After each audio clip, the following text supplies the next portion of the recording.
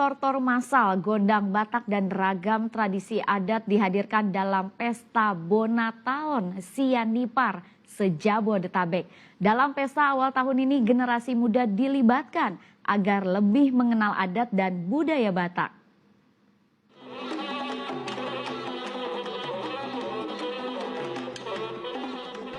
Sarune dalam ensemble gondang Batak memberikan melodi komposisi musik yang menjadi unsur penting proses jalannya upacara adat Batak.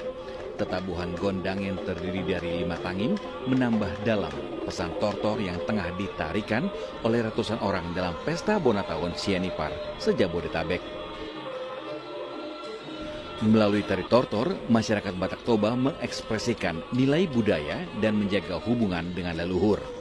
Tortor juga menggambarkan semangat kebersamaan, persaudaraan, dan keakraban.